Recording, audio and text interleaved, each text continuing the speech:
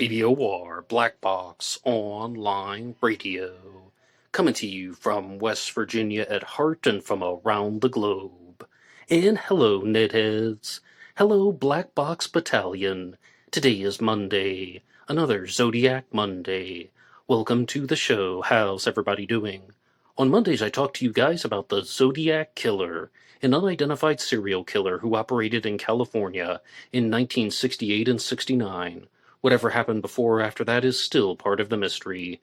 And in this episode, I will be discussing Edward Wayne Edwards as a Zodiac Killer suspect, and I'll also be joined later in the program once again by Tim Spencer, who is the author of the book 55 The Zodiac Killer Identified. And you guys know the drill. You can hit the like button if you want, subscribe if you haven't, and drop a comment down below if you have something to say about the Zodiac Killer.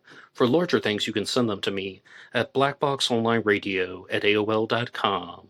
And I am your host, Box Ned. And yes, Tim Spencer was the guest on the program last week, where he was talking about his observations in relation to the Zodiac Killer ciphers. But in this episode, we're going to be discussing his Zodiac Killer suspect, Edward Wayne Edwards, who is one of the more widely discussed Zodiac suspects out there, even if he isn't going to be featured in the top 5 most frequently discussed suspects. A lot of people who follow the Zodiac Killer mystery do indeed believe that Edward Wayne Edwards was the Zodiac Killer. And to provide the most basic introduction for him, I'm going to go over to Murderpedia and look at some of the background information. Now, according to this, Edward Wayne Edwards was born in 1933 and he passed away in 2011. And you might encounter some differences or discrepancies about the birth date and death date of Edward Wayne Edwards. For example, when I appeared on the panel discussion show last year, which is on Mysteries with Mr. Belgique, we were discussing Edward Wayne Edwards as a Zodiac Killer suspect, and I was told from Shake Dog Shake that this is actually a birth date from a fake birth certificate, and he was not born in 1933. He would have actually been born 5 years earlier in 1928, just sharing some of the story. But Edward Wayne Edwards was a convicted American serial killer. Edwards escaped from jail in Akron, Ohio in 1955 by pushing past a guard, and he fled across the country holding up gas stations for money. He never wore a mask because he wanted to be famous. In 1961, he landed on the FBI's top 10 most wanted fugitives list. He eventually was captured in Atlanta in 1962. Between 1977 and 1996, he murdered 5 people. Edward Wayne Edwards was born in Akron, Ohio. He primarily grew up as an orphan after witnessing the suicide of his mother. Edwards was abused both physically and emotionally in the orphanage, which contributed to his criminal behavior. He joined the U.S. Marines for a brief time and then soon went back to his criminal lifestyle. He traveled frequently during his 20s and 30s, doing odd jobs such as working as a ship docker, vacuum retailer, and handyman. He lived most of his life, when not incarcerated, in Louisville, Kentucky. He murdered 5 people in Wisconsin, 2 in 1977, 2 in 1980, and 1 in 1996. Tracing his life, Edward Wayne Edwards has been placed within days in U.S. cities where unsolved murders have occurred. These cities include Portland, Great Falls, Montana, and San Francisco, California, from 1968 to 1970. That is ultimately where we are going to be discussing the Zodiac Killer crimes that occurred in 1968 and 69, as well as possible Zodiac incidents in 1970. And some believe that Edward Wayne Edwards is, of course, responsible for the Zodiac killings, amongst others. He died in the Corrections Medical Center in Columbus, Ohio, on April 7th of 2011. And real briefly, I would like to let you guys know that today's episode is partially sponsored by Michael Cole, a friend of the show and author of the Zodiac Revisited trilogy. If the Zodiac case fascinates you, be sure to check out the Zodiac Revisited. It's a deep dive into the mystery with a unique and interesting perspective. The trilogy is available on Amazon, Spotify, and wherever you get your favorite true crime books. And if you enjoy the series, please consider helping out Michael by leaving a 5-star review. And let's welcome Tim Spencer to BBOR. Go. So, now, if we were to ask the question, why did the first Zodiac attributed murder occur in Vallejo, California, as opposed to anywhere else? Is there a reason?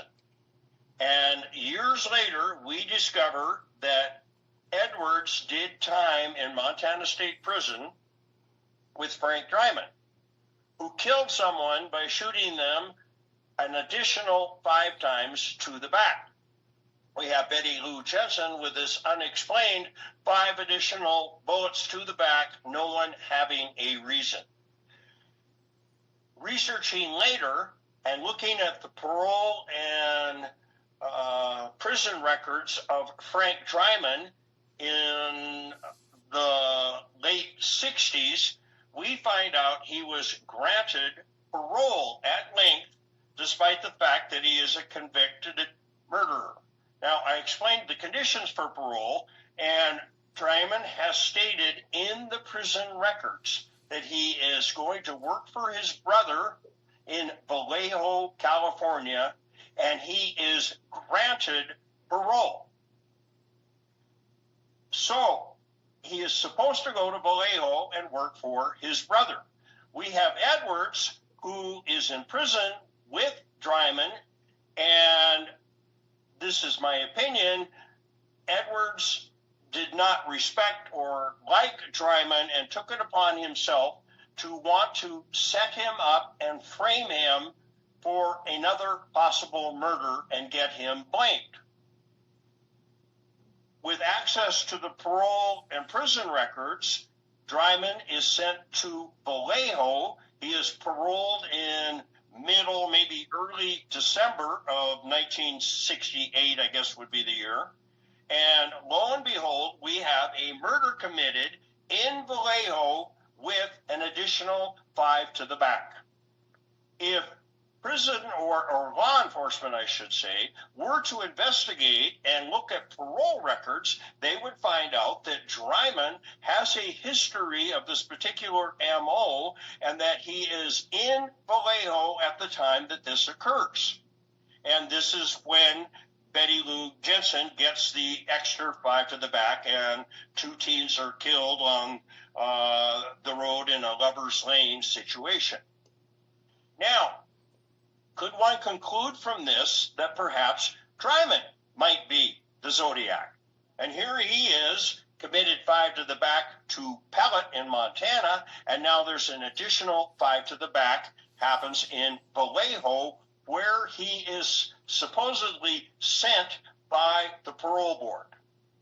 Well, if it indeed was Edwards trying to set up Dryman, he made one major mistake in his plan to establish this frame and try to get law enforcement looking at Dryman. The parole board granted Dryman parole in early December. However, that does not mean he was released from Montana State Prison in early December. He was granted parole, but his actual release date was not until the first week in January. So clearly, Dryman has an ironclad alibi for the first original hit in Vallejo because he is still incarcerated in Deer Lodge, Montana at Montana State Prison. If you just simply read the records and said he was paroled in early December, then he could have been a possible suspect. But that is ruled out on further and more documentation looking into it. He was not available, obviously, because he's still in jail. So when one asks the question, is there a reason? And if there is a reason for everything, as Edwards does, why did the murder of the first purported Zodiac hit occur in Vallejo, California? Is it purely random? It had to be somewhere. There is no reason. Or is it indeed Edwards up to his tricks of trying to frame someone, put the blame onto Frank Dryman, give the additional 5 to the back to give evidence indicating that it could be Dryman, and it is known on the parole records that he is paroled to Vallejo, California. That answers many questions. They may or may not be right. That's subject to an opinion. Maybe I'm not going to claim 100% on this statement. However, it is an answer that no one else has provided any alternate answer that makes any sense whatsoever. Why did it happen in Vallejo, and why did she get the extra 5 to the back? And I'm really glad that you clarified about Frank Dryman's parole, because I was just going to ask you, everything that I recalled was that he actually entered California in 1969 after the Vallejo murders. But you were talking about he's paroled in 68. He didn't actually get to California until 69. And, Frank Dryman is a suspect still in the Zodiac Killer mystery. There are people who think that he committed the Zodiac murders, with the exception of the Lake Herman Road murders, but that's like a different story for a different time. But I really appreciate the clarification. However, though, we have the Lake Herman Road murders and an explanation. Then the next Zodiac crime is the Blue Rock Springs shooting on July 4th of 1969. What do you think happened?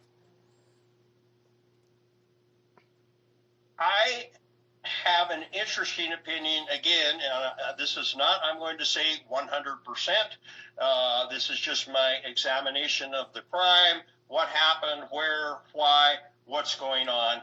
And again, I'm going to offer an explanation because no one else has ever even given one. So you can take this with a grain of salt. Perhaps it's an answer which is better than anyone has come up with up until this date.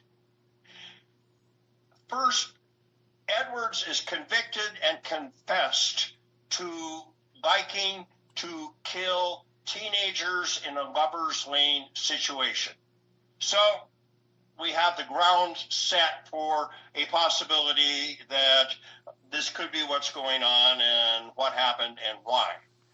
Here is the interesting aspect that I find is worth looking into, and no one has provided an answer. The survivor from the second attack testified that he had picked up, let's see, this is Faraday and Jensen's first one. The second one, what were the kids' name again on the second one? Mike Michaud and Darlene Farron. Yeah, Farron and Michaud, is that correct? Correct. So they're parked in this lover's lane situation. And he testified later that a car pulled in behind them and had the headlights on and stayed there for a number of seconds. And then that car turned around and exited the scene. He was gone for some number of minutes. I'm vague. I'm going to say maybe 10, maybe 15 minutes, something like that. And then he returned to the scene of the crime, had a large flashlight, and it was the victim's first initial impression that he thought perhaps it could be a police officer. It is documented. Beyond doubt, this is a fact that Edward Edwards, number one, was a police informant. Secondly, Edward Edwards had a police officer. He had an arrest record of impersonating a police officer, and he was seen wearing a police officer's uniform and testified as such. I think that Edwards pulled into the scene. Now, this is opinion now.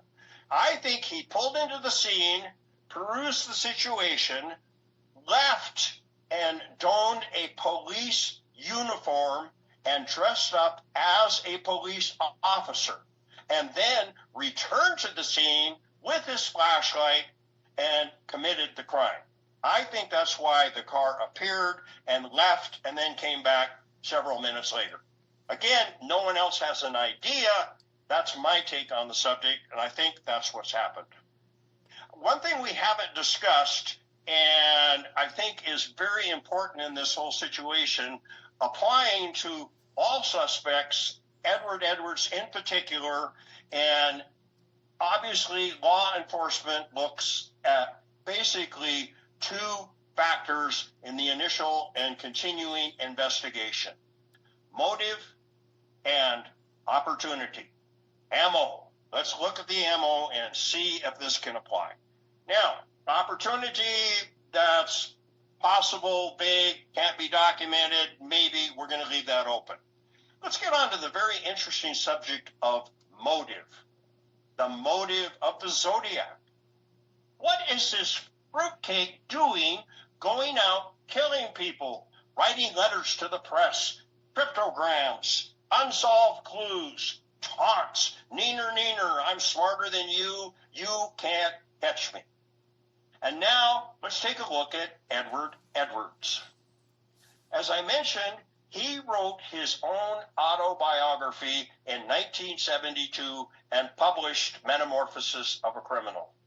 Within the first number of pages, he relays a story from his childhood. And he said, I liked pulling fire alarms. I enjoyed the excitement. I watched the shiny trucks drive up and all the people burbling, who could have done this? When it's actually me and I'm standing right next to them and they don't know it. I was stoking the fires of my desires for attention. That is the entire motive of Edwards, and that is the motive for all of the Zodiac slayings. The explanation for the letters, the clues, the cryptograms. He didn't want to get caught, but he wanted the attention. He wanted the suspense, and that applies totally to Edward Edwards, and that applies totally to all of the Zodiac slayings. He was in it for the headlines. He strived for his desires for attention. And this is an exact quote from Edward Edwards' book. And I, again, challenge the people and their suspects. Does this factor apply as strongly as it certainly does to Edward Edwards and the crimes that he committed? Okay, though, but then I must ask, why do you think that he made the phone calls anonymously? Because you've talked about the Blue Rock Springs shooting. Then we have the Zodiac Killer making a phone call saying, he's responsible for the crimes. The kids are like in a brown car. He shot them with a 9mm Luger. I also killed those kids last year. Why not say something like, I'm the Zodiac, if he wants like attention and this is just about stoking the fires? Why doesn't he say this is the Zodiac speaking on the phone? Why doesn't he say a name on the phone? What do you think? Okay, I will throw it back at you. Yes. When did the name Zodiac attributed to these crimes first appear and we learn of the Zodiac Killer? August 69. August 69. Right. And now these murders have occurred back in 68, and the Faraday and Jensen. Yes. And then McGaw later, and before the name Zodiac had actually appeared. So he is not an established character as the Zodiac until well after the fact. He came up with this idea of the Zodiac and the taunting much later, and then attributed in retrospect and in hindsight to these different slayings. And so in his mind, he is not the Zodiac until a later date, to answer why he didn't call in. But on that question, I have another very interesting, this is my idea. This is not 100%, but it is my theory, and I think it's a pretty darn good one. Edward Edwards, when he is released from Montana State Prison, had to serve a detainer, and that is go be responsible for a crime and answer for it. And they took him from Deer Lodge directly to Portland, Oregon. In 1960, in November, 2 kids are killed on a lover's lane, and I'm going to say on this one, trust me, it was Edward Edwards that did this. And their names were Larry Payton and Beverly Allen. Thanksgiving, 1960, Thanksgiving, Portland, Oregon. He's the guy that did it. So he writes in his book that I was in Portland, Oregon in 1960 and gives stories about some of the crimes that he had committed and adventures and ended up being in jail. And he said, while I was there, 2 kids were murdered in a lover's lane situation on the outskirts of town. And he writes this in his book, the next morning, I grabbed my buddy and we went out to the scene of the crime.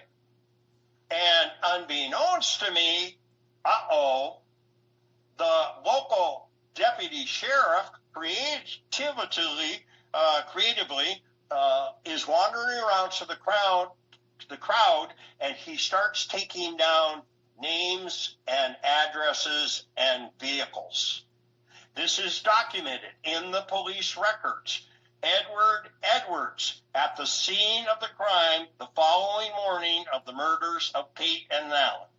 They then listed the 2 vehicles that he was driving and his residence address of where he's living in Portland, Oregon. He so panicked that they got his name. And again, in his book, he says, I called my parole officer and told him, we were just driving by. I wanted to check out the thing and see the crowds. And he's panicking that his name was taken at the scene of the crime. This is in 1960. We have a learning curve. Don't show up at the scene of the crime the morning after, because somebody's going to take down your name and your license plate, and it could lead to possible trouble down the road. I believe he learned he wants the excitement. He wants to be involved. He wants to see what's going on. So instead of going to the scene of the crime, he goes to the area of the police department and makes the phone call. And he can watch from there the excitement, the cars leaving, the hoofera, the rub around, and be part of the action without possibly being questioned as a possible suspect, which he learned don't do that in Portland in 1960. All right, so I really do appreciate that. But if we're moving onward with the Zodiac Killer's activities, we've gone through the Blue Rock Springs shooting. We've talked about the 408 cipher previously in the 3-part letter with the newspapers. Then we've also mentioned the August 4th letter that actually says this is the Zodiac speaking. Now we are on to the Lake Berryessa stabbing. And would you like to give us your analysis of Lake Berryessa? Lake Berryessa is quite interesting, from lack of a better word. This costume business that is described by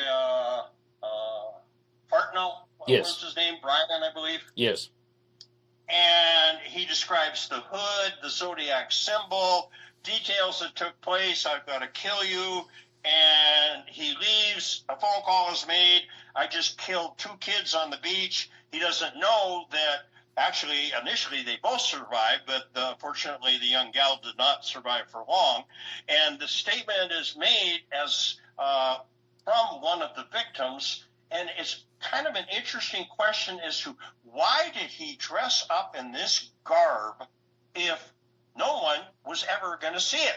That if he had indeed killed the 2 victims, we never would have had this persona, this whole situation, the costume, the hood, and had no idea. And the Zodiac thought that he had killed both of them. So why dress up in such a situation? Yes, very good questions. You know, is he trying to gain control? Is he trying to instill fear? I have, again, an interesting tie to Edward Edwards on this very subject, and I'm curious, and I'd like to hear from other people. What is your take on this situation?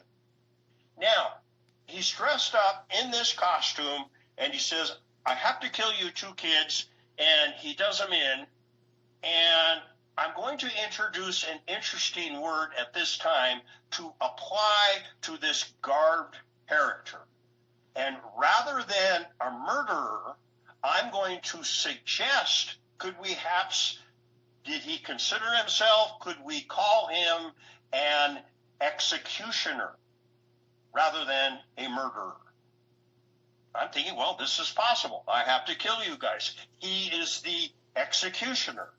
We also have the subject in the background that the reference to the Mikado in some of the Zodiac letters. What's the story here? Why does this Zodiac have a tie to the opera of all things? Highly educated, upper class opera of this Japanese situation.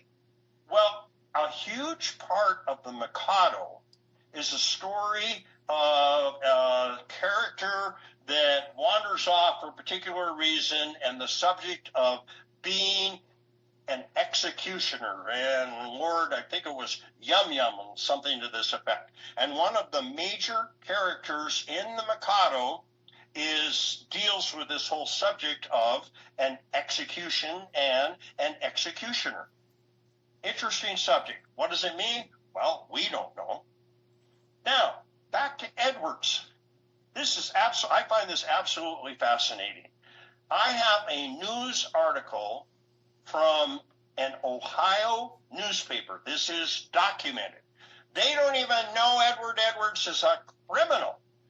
And the article goes on to read of new officers elected to the members of the, if I have this correct, Toussaint Lodge, and I think it's spelled Tous, there might be an I on there someplace, A-N-T. And it says Joe Blow was elected president, somebody was vice president, and Edward Edwards, documented as a thief, robs gas stations, does this. I mean, this is undeniable. They elect Edward Edwards as treasurer of this organization. Not a real good idea, but this is documented. So he's treasurer of this Toussaint Lodge. So now I researched the Toussaint Lodge, and I said, what in the world is this about? I've heard of fraternal organizations before, but I've never heard of this one. And upon researching and finding the answer, the basis and the theology behind this organization goes back, perhaps fictional, perhaps historically, to medieval England. And there's a king, and there is a young man, or perhaps middle-aged, whatever, that is suspected of a crime and sentenced to be executed. And the young man is going, no, I didn't do it. I can prove it. It wasn't me. And the king is going, well, okay, where's your proof? And he says, well, I got a little problem with that. I got to leave the country. I got to run over here. It's going to take me a couple months, and I will bring everything back, and I can absolutely document I am not the person that did it. And the king says, well, we're not going to let you go. You're not going to come back. This is just a get-out-of-jail-free card. And the young man's best friend steps up to the plate and says, I'll take the heat. I will substitute for him. You may incarcerate me. If he never comes back, you can execute me instead, and I will be in your state until my friend wanders off, gets his evidence, brings it back, proves his innocence, and then you can release both of us. The king goes for it. He says, okay, go ahead. We'll keep you instead of him, and go get your proof and bring it back. Period of time expires. Young man wanders off. In the story, of course, he shows up at the last minute, the last day, saves his friend from execution, goes, here's the proof, I'm not guilty, da-da-da. The king looks it over and he goes, well, yeah, you're right, absolutely, good to go, I'll buy it. And he releases both of them. So the ideology of this organization is the camaraderie and the friendship and the trust of his best friend that his buddy is going to come back or else he's going to get executed. And that is the theology behind this entire organization. And I find it coincidental. Is that a good word? Edward Edwards is very familiar with this story, both the Mikado, the executions, this Toussaint Lodge, and it all ties in with his strange behavior that happened on Lake Berryessa. Okay, though, but to ask one major follow-up question, are you claiming that the Zodiac Killer walked up to Brian and Cecilia and said, "I'm gonna kill you guys"? Is that in your version of the transcripts? I believe that's documented in the transcript. He talks to him for a while. Parnell says, "Is that gun loaded?" He shows him the bullets, the knife, what's going on. And then Parnell says, "Here's my car." And now this veiled reference that has come up that people question, "What? That's not true. This isn't the case." And Hartnell says in the transcript, and it's in Tom Voigt's book of just the facts in the transcript, and he says, "I am a criminal. I killed someone. Yes. I escaped jail. I was from Deer Lodge, Montana." And people question that. Oh, he didn't say that. Maybe he did. Maybe he didn't. But the subject obviously is bandied about. But again, here we are. It is said on one side, this famous word of Deer Lodge, and here we have Edwards. He was in Deer Lodge from 1955 to 59. I'm not saying this proves anything. This isn't the basis of my complete theory, but I am saying it certainly, once again, does tie in with the situation. And then he says, the Zodiac then says, "Okay, I have to kill you." And then Hartnell says, "Kill me first. I can't stand watching you kill her." So he gets stabbed a number of times. She then gets stabbed. And again, I find it fascinating reading the transcript that is in Tom Voigt's book of the police report. And it says, Cecile Shepard was stabbed 5 times to the chest and 5 times to the back. What a coincidence. Oh, yes, and I do agree. Cecilia Shepard was stabbed 5 times to the front, 5 times to the back, 10 in total, but you're talking about 5-5 for the 5th letter of the alphabet, E.E., Edward Edwards, right? Once again, being prominent in the history of the Zodiac. Is this a coincidence, or is he leaving one of his famous clues once again? Now, when you and I first started talking, you told me that you thought that Edward Wayne Edwards was not only the letter writer, but also the killer, but you said that you weren't completely certain if he had committed all of the Zodiac murders. However, we've talked about the Lake Herman Road murders, the Blue Rock Springs shooting, and the Lake Berryessa stabbing, and it seems like you're pretty certain that he did all of those. Do you believe that Edward Edwards committed the murder of Paul Stein? Once again, an absolute fascinating subject, and the study that I have looked into the Paul Stein situation. Let's back up slightly and remember, document it, absolutely. Edward Edwards was a police informant. There are recordings on YouTube of Edward Edwards talking to a police officer. So this is in his history. There is no doubt. He worked tightly with the police, and there are stories at length. The police uniform, he played cards with them, on and on and on. So he's got good ties to the police. I'm wondering if this is all true. I believe it is. And he is so involved in this situation, I'm going to project Edwards is the Zodiac and / he had access and he had a police radio scanner. Why wouldn't he? Listening to the report, why wouldn't the Zodiac have a police scanner? I mean, he's a smart guy, listening to what's going on, easy to obtain, and I believe that's a subject that people should consider. Police originally thought the Paul Stein deal was a robbery gone bad. It was so different than any of the other slayings. Kids on Lover's Lane, situations here, and here's this robbery. The wallet's gone. It's a cab driver. Brains are scattered in the car, and off he wanders on. And it is so different from the MO. We also know that Edwards was a mimicker. He tried to make it look like other people. When I went to San Francisco and researched the Zodiac and some of the crimes, they had a file at the university, I think maybe it was in Berkeley, library, and clippings of many articles. And I have never heard this referred to by anyone else or the subject brought up. And the question again is mimicking and miming. And I read an article that there was a cab driver that was robbed, and I'm stretching on this. I think he was locked in the trunk of the car, and his cab was left near the Presidio. And when they finally got there, they let him out. He gave a description. Things happened. And that was within 2 weeks of the Paul Stein situation. And it was an absolute mirror to the Paul Stein deal, but this cabbie was never killed.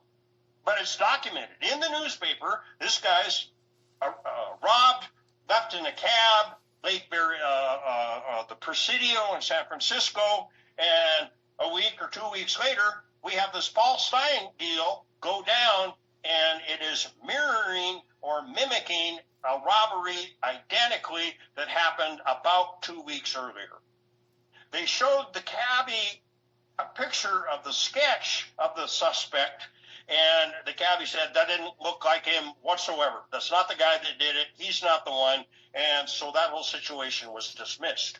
But I do find it interesting in the background that, again, it's a mimicry of another crime that happened within a very short time period prior to the Paul Stein situation. So now we get to Paul Stein, and he drives to the intersection of Cherry and goes down one more block, Washington, something like that, and executed. The kids see him from up above. They watch a man lumbering off, and we have these veiled, vague testimonies, which we think some are correct. Maybe they are, maybe they aren't, but we have a little bit of tantalizing information, but clearly nothing concrete. So now you have the situation where part of the shirt of Stein is cut off and then sent in later with a letter claiming to be, this is the Zodiac, here's what happened, here's a piece of his shirt, I'm the guy that did it, so on and so forth. And you look at this, and it brings up some interesting questions. Number one, if you have studied the Stein situation, it is documented as a cabbie, and I'm trying to stall here for just a second. Maybe you can remind me real quick. He's picked up in the downtown theater district, and the cabbie says, I'm kind of going this way, and this is where the Zodiac gets into Paul Stein's car, and they have the streets. Do you remember those off the top of your tongue? I should, but I don't. Yes, you're talking about Mason and Geary, right?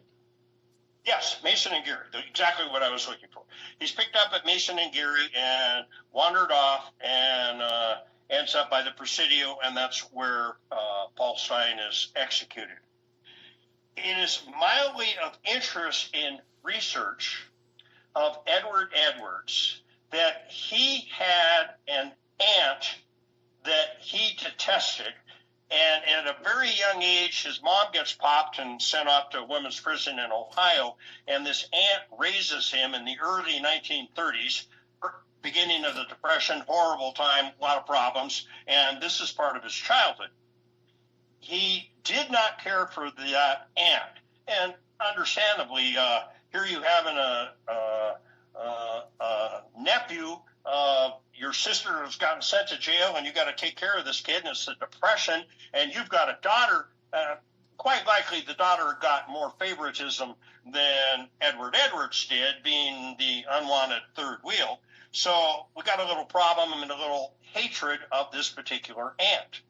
Well, years go by, and we now get into the 60s, 67, 68, 68, and according to now this is hearsay, I do not have documentation, although I have tried to prove it, but I actually interviewed Edward Edwards' daughter, April Balcisco, and she was in my house where I'm sitting, and of course we talked about her dad and different aspects of the thing, and I asked about this aunt, and she said that her aunt worked at a tavern in downtown San Francisco by the name of Lefty O'Doul's. And that's where where her aunt worked. And she said, yeah, she had a job there for a number of years or whatever. She bar hopped, did whatever, and this and that at Lefty O'Doul's in downtown San Francisco. Well, get out your Google map and take a look. And guess where Lefty O'Doul's is in San Francisco? I'm guessing the theater district, Mason and Geary there? On the intersection of Mason and Geary, 3 doors down. Huh. What a coincidence. Well, take that with a grain of salt. What is it worth?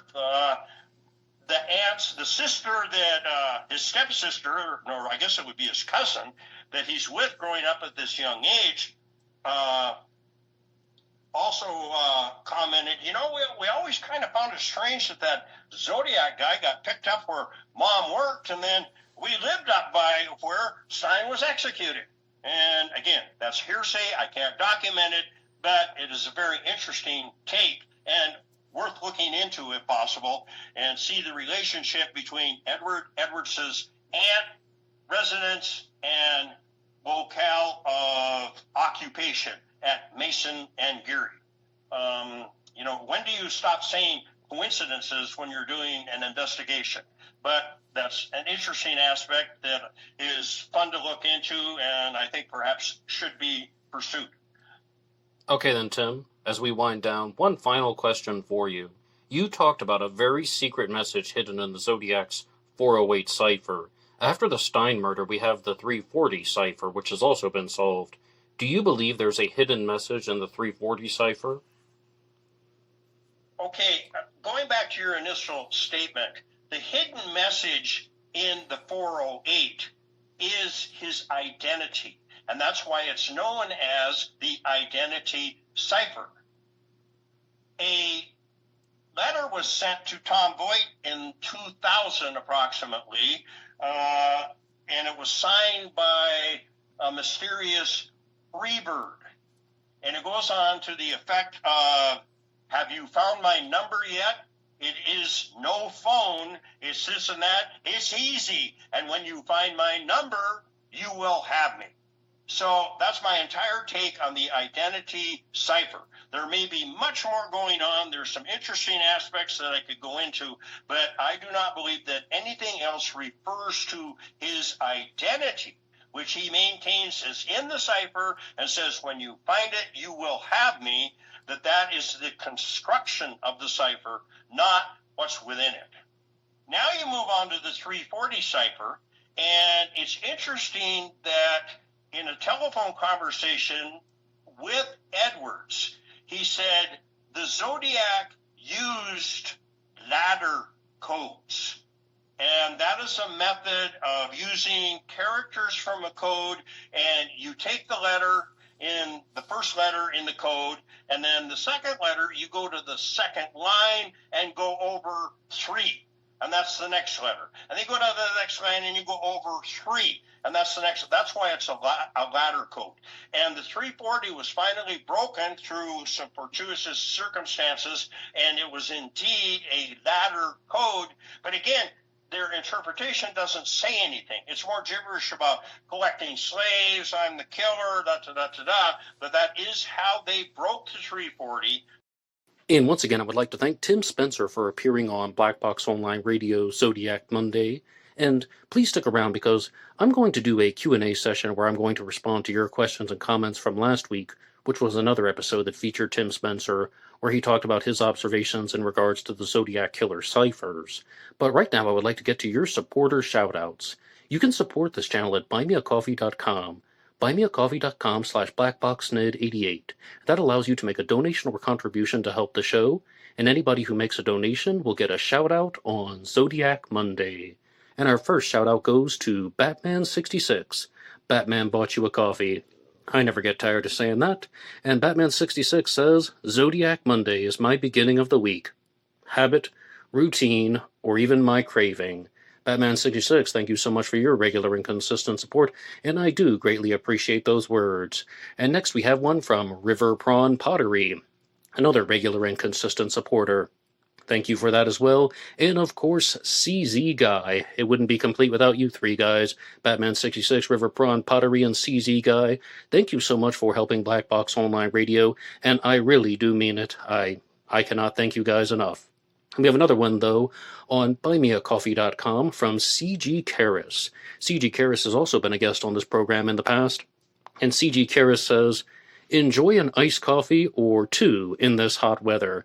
Oh yes, no matter where you are in the world right now, except maybe the Antarctic or the subarctic, you're probably dealing with some type of heat wave. It seems that absolutely everybody that I talk to is sweltering right now, but C.G. Karras, thank you so much for that. I do greatly appreciate it. And I've also started something on Black Box Online Radio Zodiac Monday, where I'm giving out an award for the Comment of the Week. And last week, I was talking about the Lake Herman Road murders with Tim Spencer. We actually concluded the interview segment with something very brief where Tim was just asking a challenge question to the audience. Can you provide an explanation or reason about why Betty Lou Jensen, the victim at Lake Herman Road, was shot 5 times, as opposed to David Faraday, who was only shot once? And this week's award for the Comment of the Week goes to Glenn Collins, who says, I believe Zodiac just got caught up in the moment of the thrill of the killings and got trigger happy when he shot Betty Lou Jensen and probably wanted to empty the rest of the magazine. And yes, this gets the award for the Comment of the Week because I mostly have a similar stance. I'm not completely certain that he was trying to empty the rest of his magazine. That would really depend on the type that he was using. However, I do think that the Zodiac did get caught up in the thrill of the killing, because he would have shot David Faraday first at Lake Herman Road. He must have had some adrenaline going through his veins, some type of exhilaration, and then Betty Lou ran unexpectedly. That I cannot confirm, but that's what I believe happened. But the whole thing that Tim Spencer was going at is, why shoot her 5 times? Why not shoot her only once, even if she's running away? And I think Glenn Collins is mostly hitting the nail on the head. He got caught up in the moment, and he just started firing. And, there are some similar comments that have come in over the years, but that's really what I think happened at Lake Herman Road. And again, you guys can leave your comments here, and maybe they'll be worked into a future episode of Black Box Online Radio. And I must say that I received a mixed bag of questions from you guys and comments from last week's episode in regards to Tim Spencer's appearance. Because in case you didn't hear last week's Zodiac Monday, Tim Spencer was talking about how he believes that the Zodiac Killer left an intentional signature in the construction of his 408 cipher. That's the first confirmed cipher, and it was a clue to his identity. Because in Ed Edwards' 1972 book, Metamorphosis of a Criminal, he stated that when he received his first prison number, it was referred to as his identity. And it was 33245. And then the 408 cipher was, again, something that didn't directly reveal his name, but it was a 3-part cipher. That's 3 parts. It was sent to 3 different newspapers. That's another 3. 24 characters down. All right, and 24 characters down. That's the 2 and the 4. And then 5. The 5th letter of his name is Edward, or the 5th letter of the alphabet is E, E for Edward or E for Edwards, and then when you add that up, you get 17, and then the cipher was 17 across. So I think that that is something that is what the Zodiac Killer would do, and even though I can read a lot of the pushback that you guys put in the comments section, no, I mean that. I do think that that is a type of signature that the Zodiac would leave behind, because he's not just giving his legal name, leaving behind a very personal signature that isn't even written out. It's not in the words or even the symbols. It's in the construction of the cipher. But the problem is, and I think almost everybody listening to last week's Zodiac Monday caught on to that, how do you verify that? How do you certify it? How do you directly know that that's what the Zodiac Killer was thinking? Do other people also not have similar observations? Gareth Penn wrote a whole book called Time 17, talking about these mathematical signatures that could be left behind, or how you can combine certain digits and numbers, and it will reveal things about the Zodiac Killer's identity. So this observation that has been put forward by Tim Spencer isn't beyond belief. It's just lots of people have their own numerical observations, and not only dealing with numbers, not only dealing with symbols. Some people do this with words, they do it with angles, and they put it all together, and it makes sense to them. But at the same time, it isn't just about what makes sense to one single person. What was the killer actually thinking when he wrote out the ciphers? And overall, though, I do appreciate Tim for being very straightforward and direct. When I did part one of the interview, I thought that he was going to hold back information and he was going to just leave it until the end or something like that. But I give him full credit. He directly answered the question. And some people withhold their information because they say, well, no, I can't tell you what my solution to the cipher is because I have to talk for 2 hours first, otherwise it won't make sense to you. But Tim didn't do that. It took him about 5 minutes to provide the explanation, but he said everything in a very straightforward manner. And I think that there's something admirable about that. Overall, though, I learned about Tim Spencer's book, 55 The Zodiac Killer Identified, roughly 2 years ago. And I've talked about his material twice on Zodiac Monday. Once I pulled up the free sample from Kindle, and I went through that for a Zodiac Killer news report. And another time I looked at his website. But overall, if you just go through the free sample that is from Kindle, you might find that it's talking about some crimes that happened in Montana, and you'll find that he has a Zodiac Killer suspect named Edward Wayne Edwards. And that's really all I knew about him and his material. So it was one of the first times that I've done an interview for Zodiac Monday where we both weren't extremely familiar with each other's material and processes. But I again thank him for being straightforward, and I also thank all of you guys for leaving comments, because you guys on Black Box Online Radio, and I do mean this, I mean listen up, because this is very, very important. You guys in the comments section and just listening to every Zodiac Monday, you really defy the expectations. And I'm not just saying that. There are people out there who have this belief about true crime followers that all they want are the wild and wacky conspiracy theories. All they want are the far out things that involve the paranormal and ghosts and the CIA is trying to kill us and so on. I don't see any of that on Black Box Online Radio. Very, very little. Maybe 1 out of every 100 listeners to this program is actually adopting something like that. Now, a lot of people are very much aware of, declassified documents and actual problems that the CIA was doing. Sure, even I talk about that stuff. But in terms of just going absolutely bonkers for these far-out theories, most of you guys are just dispelling them. Most of you guys are just saying, hey, that's a far-out conspiracy theory that's not supported by fact. It's all supported by conjecture and rearranging information to get a desired result.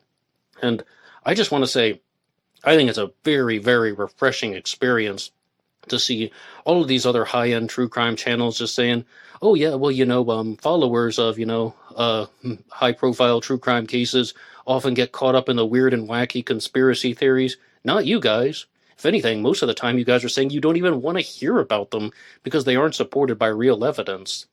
But I would like to get to some more of your questions and comments from last week's episode, and we have one here from Skinny Pup Maxie, who says that at Lake Herman Road, the Zodiac Killer used a flashlight that was mounted to the gun, and that was primarily to blind the victims, not for making a target on their back. The small caliber was used for close-up kills and less noise, like execution style to the head, and the small light blinding them as the killer took aim. Well, that might be something that I could accept at Blue Rock Springs, but at Lake Herman Road, we don't have any witness sightings of the Zodiac Killer. However, we do have the Zodiac saying in a letter that he used a pencil flashlight that was taped to the gun barrel, and I'm not really sure that a pencil flashlight would be used primarily to blind the victims, and in fact, I don't even think that would be an effective tool for blinding the victims.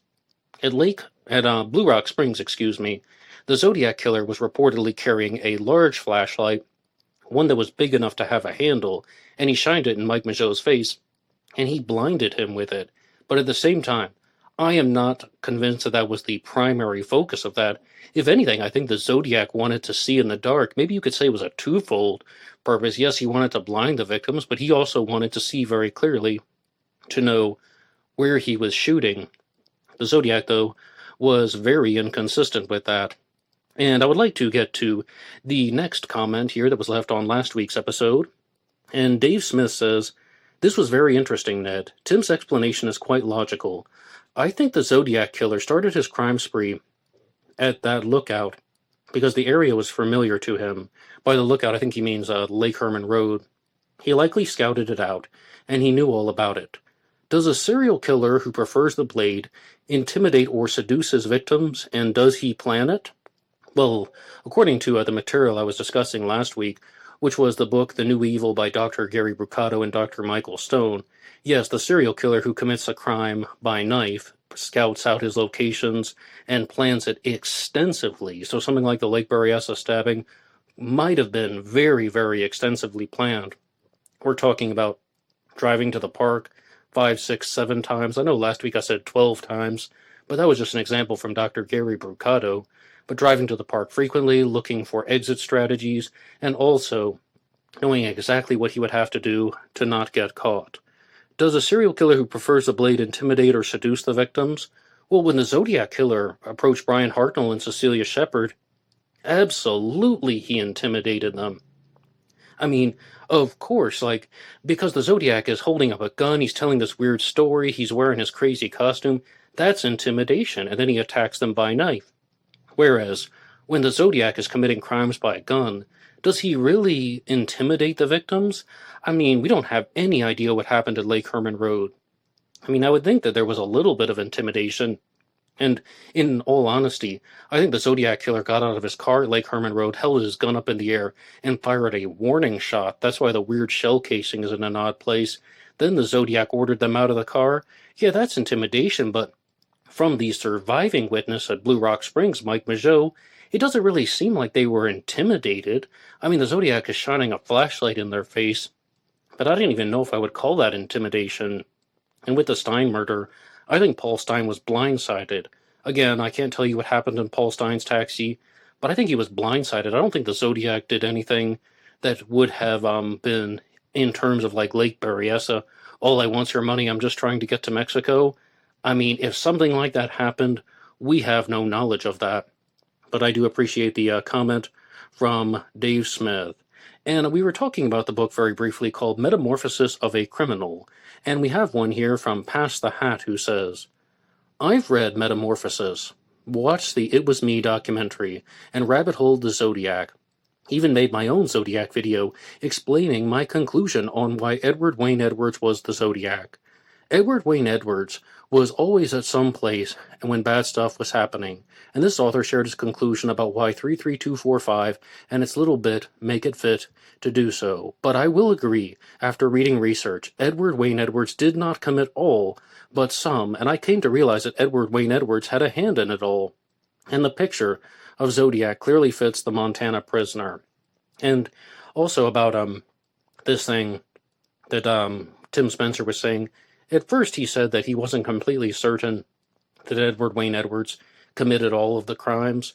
I mean, when I interviewed him, though, for the segment that you just heard, it seems like he does believe that Edward Wayne Edwards was the Zodiac Killer, but I think he said that he wasn't completely certain because he just believes more strongly in his observation in regards to the 408 cipher, that the 33245 signature is something that he 100% believes.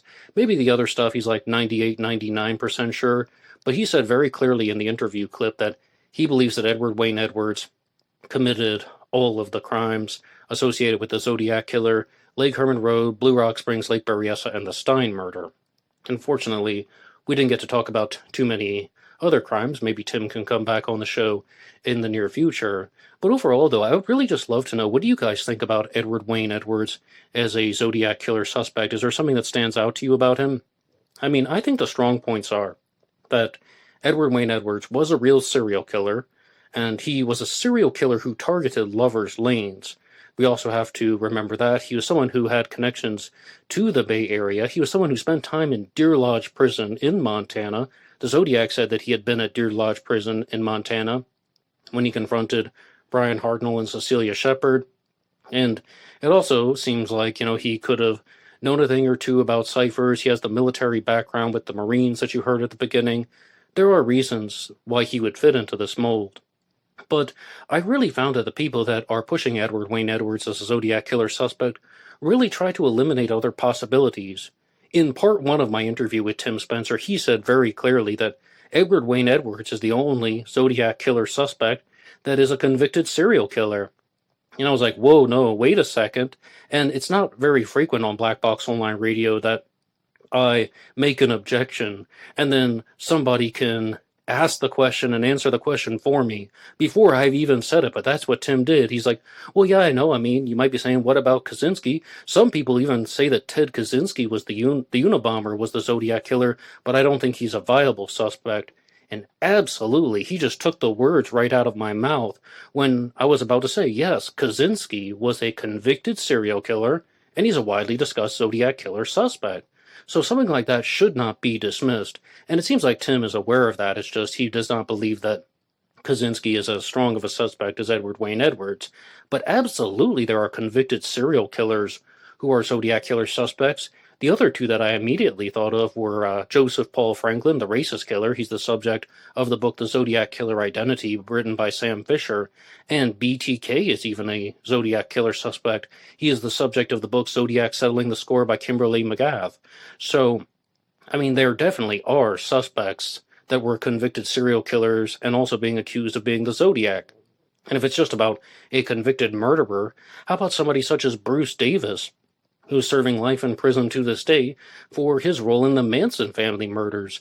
And he might not count as a serial killer, but he's definitely been accused of being the Zodiac, and he's also been convicted for murder. So there are suspects out there that do fit that mold.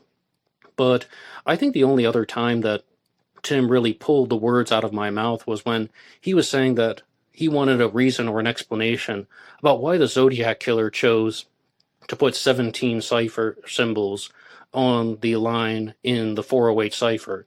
Like, the Zodiac Killer wrote the 408 cipher, right? And it's a grid that's 17 symbols across and 24 down. Why not 16 symbols across? Why not 18 symbols across and make the words fit? And maybe I can provide some clarity. I mean, this is just what I think happened. And again, this was an example of when Tim took the word out of my mouth as I was searching for it. I was like, well, maybe it would have fit more neatly on the paper. And he used the word that I was thinking, presentable. That's kind of like what I think happened. The Zodiac chose to put 17 symbols across because he thought that it would have been more presentable. And Robert Graysmith said it the best in his own Zodiac books. The Zodiac ciphers are works of art. He really wanted to put a lot of care and precision into the creation of the ciphers. If he put 18 symbols, maybe he thought it would look too jumbled. Things would be squished together. If he used 16 symbols, there might be too much blank space. I think the Zodiac Killer wrote out the cipher symbols on scratch paper. Then he either used a light table or something similar, and he wrote out the 408 cipher, cut it into 3 parts, and so on. And that is something that could also be his method. But as far as the 17 symbols, I do think that that's why the Zodiac chose to use that number. It was just the most presentable. I'm really not convinced of any deep-rooted mathematical signature, but you guys can weigh in the comment section down below. And you've also heard Tim's opportunity to talk about it here on BBO War. And if you haven't heard the full explanation from last week's Zodiac Monday, I invite you to listen to that. It's called The Zodiac Killer's Secret Cipher Message with Tim Spencer. Once again, author of 55, The Zodiac Killer Identified. And really, it should be 55, The Zodiac Killer Identified, because 55 is the symbol EE. Like, the 5th letter of the alphabet is E for Edwards, E for Edward, EE, 55, the Zodiac Killer Identified. But overall, what do you think about Edward Wayne Edwards as a Zodiac Killer suspect? Is he somebody that stands out to you? Do you think that he is a strong Zodiac suspect?